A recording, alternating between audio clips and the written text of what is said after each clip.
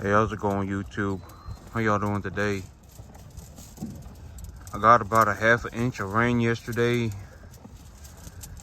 but this rain, it ain't really gonna do anything.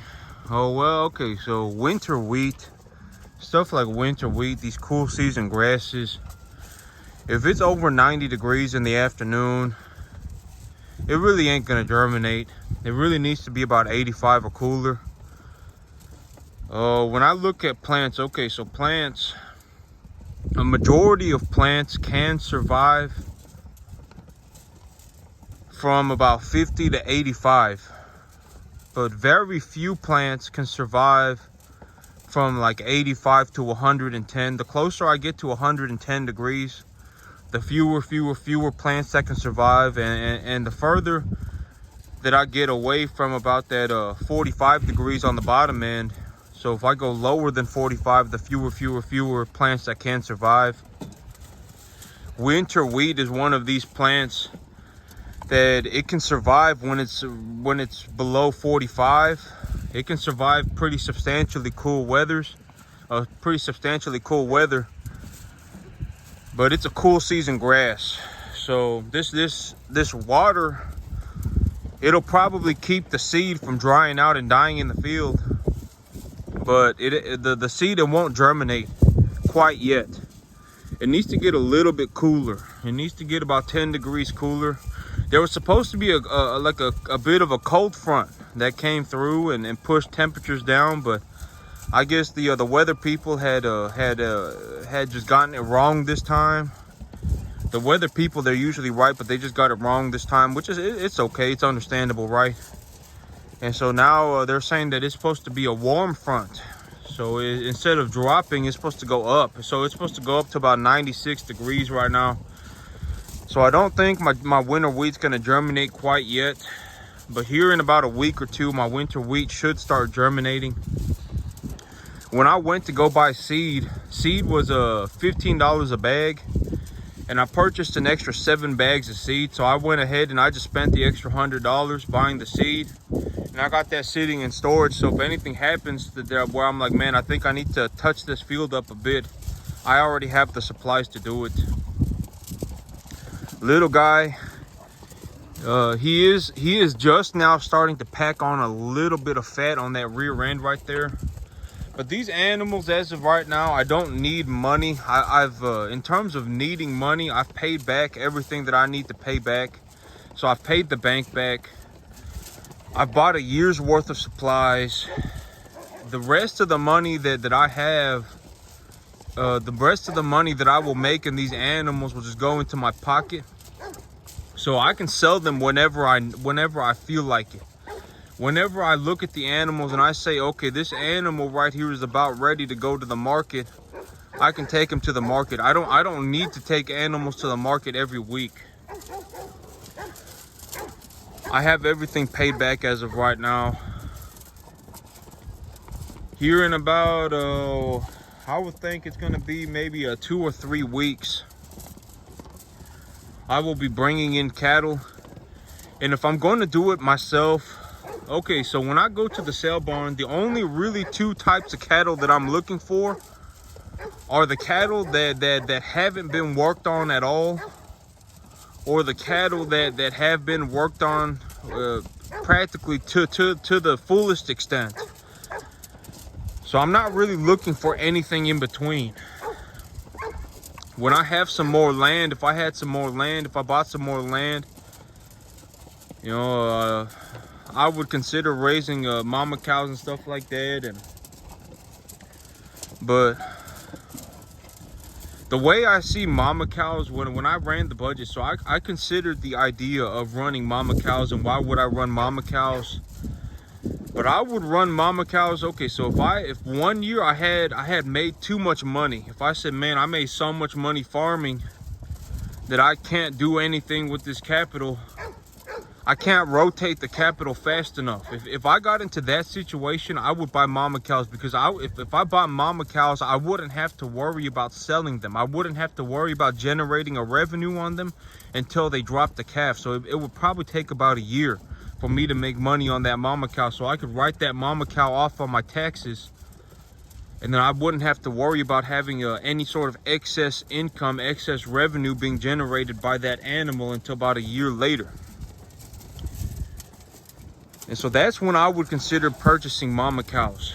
But up until then, you know, a mama cow, I would think that when I run through mama cows are some of the easiest animals to take care of. In terms of the hardest animals to take care of in the entire cattle industry, it is the small early weaned calves. So if they're 2.5 weight, if they're, you know, 2.5, something around 2, I like to buy them at 2.5. I like to buy them when they're 250. If I buy them at 250, they're bawling, they're freaking out, and they get taken to a new farm. Those are the hardest animals to raise by a landslide. I mean, you want to see the most difficult thing that you can possibly see in the cattle industry? Go to a sale barn and buy a whole bunch of 250-pound cattle that were weaned at the sale barn. I mean, you will see what I go through, and it will be, I mean, you will lose your mind trying to keep them alive and turn them around and keep them and put them on feed. It will be so difficult that I mean the only way to understand really what I'm talking about is to have done it oneself. It is so freaking difficult to run these 2.5 weight cattle when they've been essentially pulled off their mama cow on the way to the sale barn. It gets real difficult. But those are the calves that I look for. Either I buy them like that, or I buy them just with all their shots taken care of, weaned in advance, and then I just pay the extra money for it.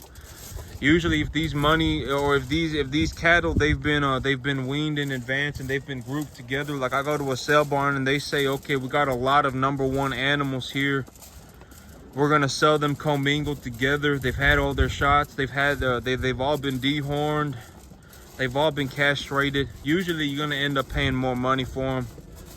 You're gonna pay a few more dollars a head, maybe even up to about $50, $100 more a head, because these sales they attract a lot of people. A lot of people go to these sales to buy these animals.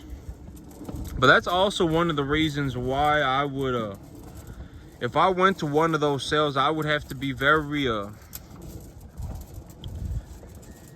it's not good to get super excited.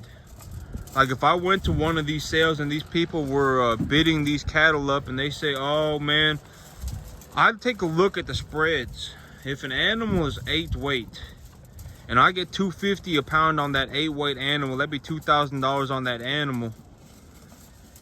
But if I pay $335 on a 250-pound animal, I mean, it's real hard to get them weaned at 250. That's also one thing. Let's just say, so if I pay $1,000 for them, and then I got $1,000 margin, and then it cost me I don't remember the numbers exactly. I think it was like $550. So I mean, I could still make $450 on that animal, but it would take a lot of time.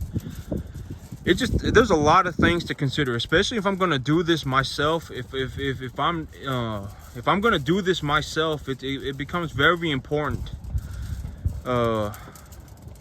That's also one of the good things about doing things myself, right? Is that if I do things myself, I know that I can care about what I do. A lot of people, when they do things for other people, they don't care about what they do. I mean, everything goes out the window except for the $20 that they're gonna make. And so, when I do things myself, that's probably what I'm going, but that one of the good things about buying 2.5 weight cattle, about buying 250-pound cattle, I gave y'all the bad part about it. The bad part about raising 250-pound cattle is that it is extremely difficult. But also at 250 pounds, if you go and you pick through them, you can buy. Most of the time, they're going to be unweaned. They're going to be they need to be castrated. They're going to be unweaned. They're going to be bawling. It's just going to be a horrible situation, and they're going to be sitting there at the sale barn. And usually, you can get a pretty good price on them. You can usually get a pretty good price on them, And so you can pick and choose through them and find the ones that you like and raise them, make some extra money on them. But there's a sale barn here. There's a sale barn, a few sale barns near me that do these commingled lot sales. There's one over in Buffalo, Texas, and then there's that one in Northeast Texas that everyone goes to.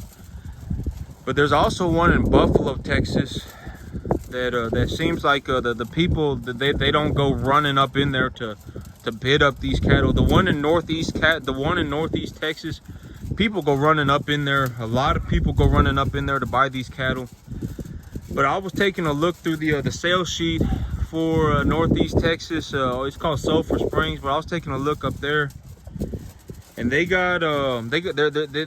were saying that they got a lot of tags already sent out for November.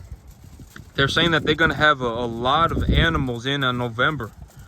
So I'll consider that. I may consider doing that in November. I may consider going driving down to Buffalo. Buffalo is like an hour and a half away. I may consider driving over to Buffalo to purchase these commingled #1 cattle. But I'll have to see.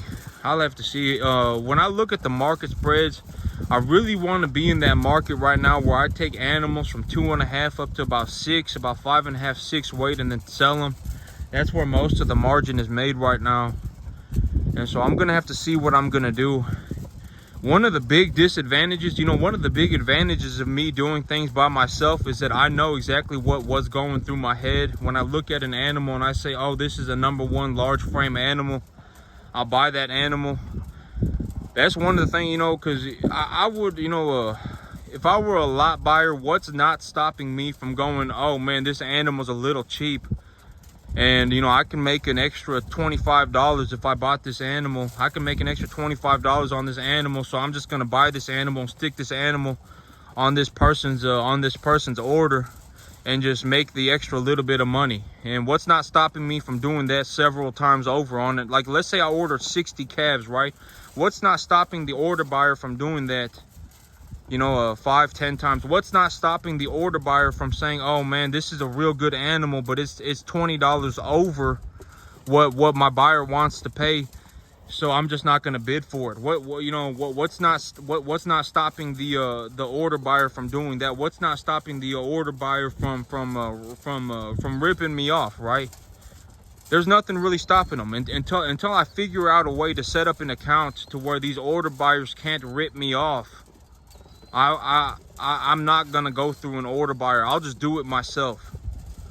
But one of the biggest issues with doing it myself is that it's gonna take me a lot of time. I can only sit at one sale barn by myself. If they only have 5 animals that I want, I can only bring in 5 animals that day.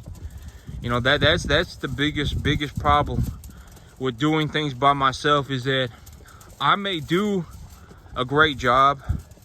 I may really I may really care about what I do, and I may not even do a great job, but I won't rip myself off, right? And so even if I make a few mistakes here or there, it's not a big problem.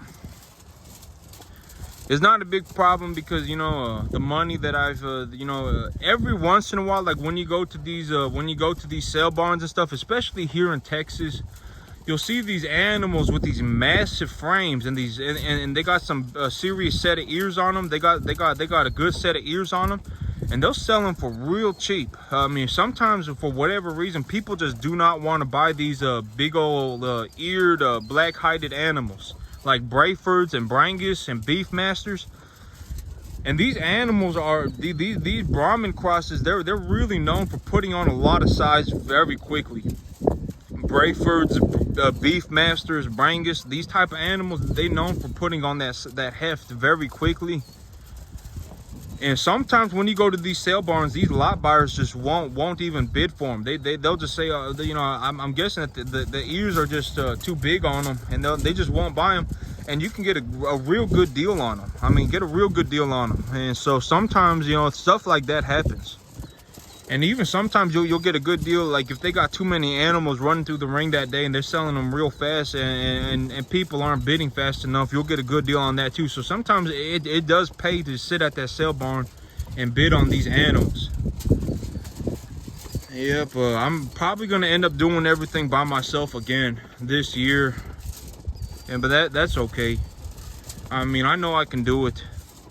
I've done extremely well for myself, and until I figure out a better way, I mean, it's just gonna be me, right? But that's it for me today, YouTube. Y'all have a good one.